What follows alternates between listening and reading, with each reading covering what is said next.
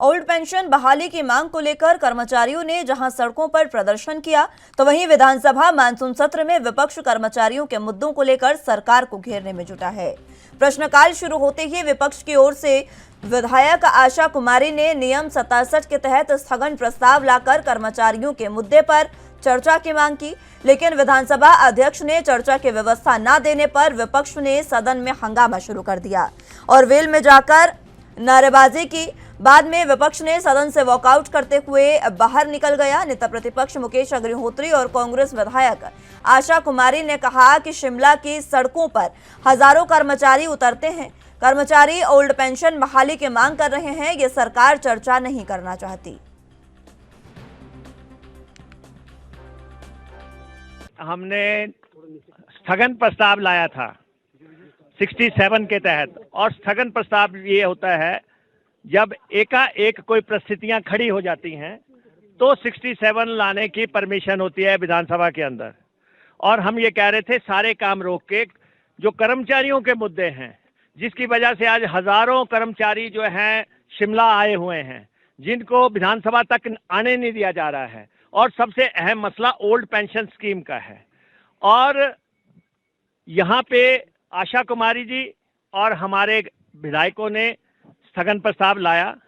Detail में आशा जी आपको brief करेंगी, लेकिन एक बात जो ये बार बार कह रहे हैं कि ओल्ड पेंशन स्कीम बंद किसने की थी? ओल्ड पेंशन स्कीम बंद की श्रद्धेय अटल बिहारी वाजपेयी जी की सरकार ने 2003 में, उनकी सरकार ने बंद की।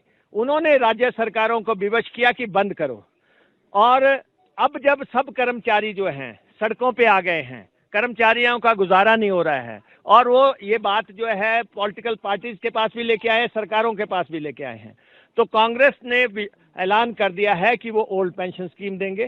सदन के अंदर भी कह दिया है, सदन के बाहर भी कह दिया है। एक बात और हमारी लीडरशिप जो है, जो दिल्ली से आई थी, वो भी कह गए हैं। ये कहते हैं पैसा कहाँ से आएगा? पैसे का बंदोबस्त जो 90 दिन के बाद सरकार आ रही है उसने करना है। इनको विश्वास दिला देते हैं, इसके लिए कोई दिल्ली मांगने नहीं जाएंगे। हिमाचल अपने रिसोर्सेज से कर्मचारियों को दिया था। मेरे साथ और भी विधायक ठाकुर रामलाल जी, अन्य विधायकों ने भी ये प्रस्ताव दिया था। और स्थगन प्रस्ताव जो होता है उन नियमों के अनुसार जब स्थगन प्रस्ताव आता है तो ये काम रोको प्रस्ताव होता है, यानी कि सारे काम रोक करके इस पे चर्चा की जाए। अब स्पीकर महोदय कह रहे हैं कि जो नो कॉन्फिडेंस मोशन आया था उस पे, नो कॉन्फिडेंस मोशन पे तो हमें बोलने ही नहीं दिया, हमारी बात ही रखने नहीं दी। और दूसरी बात ये है कि आज की तारीख में शिमला की सड़कें जो हैं आप सब देख रहे हैं, चारों तरफ कर्मचारी जो हैं वो सड़कों पे उतर आए हैं। हजारों की संख्या में कर्मचारी जो हैं आज शिमला में उतरे हुए हैं। उनकी मांग को रखने के लिए, उनकी बात को रखने के लिए, सरकार के साथ उठाने के लिए हमने ये स्थगन प्रस्ताव लाया था। और जैसा मुकेश अग्निहोत्री जी ने कहा, ये मिसलीड करने का बीजेपी का एक प्रयास रहता है कि किसने जो है एनपीएस लाया। एनपीएस जो है माननीय उस समय के प्रधानमंत्री अटल बिहारी वाजपेयी जी के समय हुआ, और उन्होंने प्रदेश की सरकारों को बाध्य किया कि आपको ये एनपीएस लागू करना होगा वरना आपकी ग्रांट्स बंद हो जाएंगी।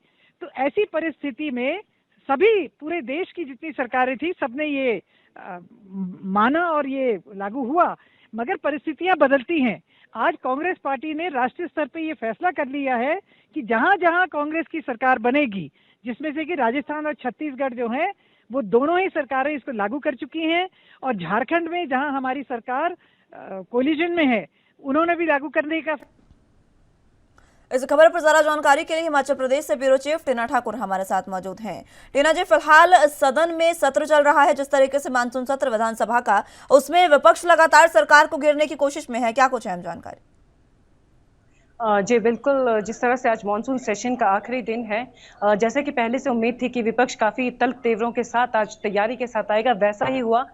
ठीक प्रश्नकाल के शुरू होने से ठीक पहले जो नियम 67 के तहत काम रोको प्रस्ताव के तहत जो आशा कुमारी हैं, कांग्रेस की वरिष्ठ नेत्री, उन्होंने जो है ओपीएस बहाली की मांग को लेकर जो है चर्चा मांगी, जिस पर विपक्ष और सत्ता पक्ष के बीच काफी तीखी नोकझोंक भी हुई।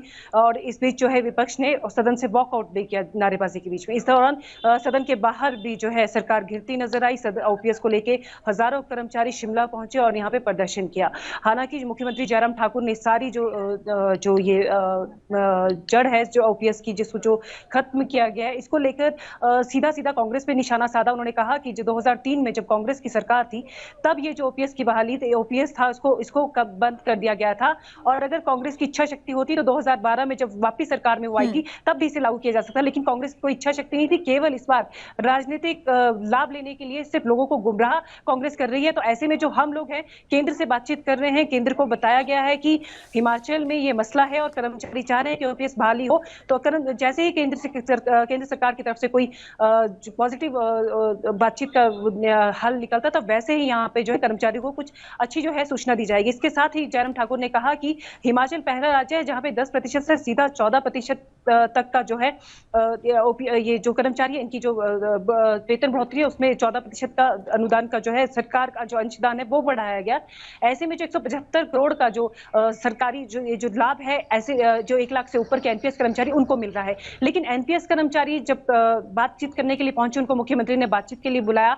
माना जा रहा था कि बातचीत के जरिए कोई हल निकलेगा। ओपीएस की बहाली को लेकर जो कर्मचारी यहाँ हजारों की संख्या में पहुंचे हैं, वो इसको लेकर अपनी जो मांग है वो रखने के बाद, मुख्यमंत्री के आश्वासन के बाद इस क्रम को तोड़ेंगे। लेकिन आज ही एनपीएस जब ये वार्ता सफल नहीं हो पाई है तो एनपीएस कर्मचारियों ने आज ऐलान कर दिया है कि आज से ही वो यहाँ पे शिमला में जो है क्रमिक अनशन पर बैठने जा रहे हैं। इसको लेकर विपक्ष ने यह भी कहा है कि सरकार जो है वो इस मुद्दे पर चर्चा नहीं करना चाहती है।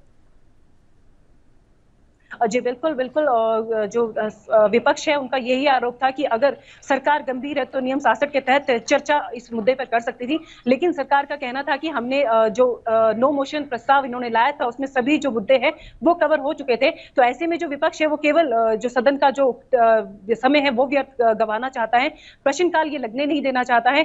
सरकार का कहना था कि प्रश्नकाल में काफी प्रश्न ऐसे जो लगे हैं जिनमें ओपीएस और अन्य जो कर्मचारियों की जो मांगे हैं उससे संबंधित जो प्रश्न है विधायकों के द्वारा पूछे गए हैं। लेकिन विपक्ष का आरोप था कि जो ओपीएस की बहाली को लेकर जो चर्चा वो चाह रही है उससे जो है सरकार भाग रही है, सरकार चाह नहीं रही है चर्चा करे। ऐसे में जो विपक्ष के पास है वॉकआउट के अलावा कोई रास्ता नहीं रह जाता है।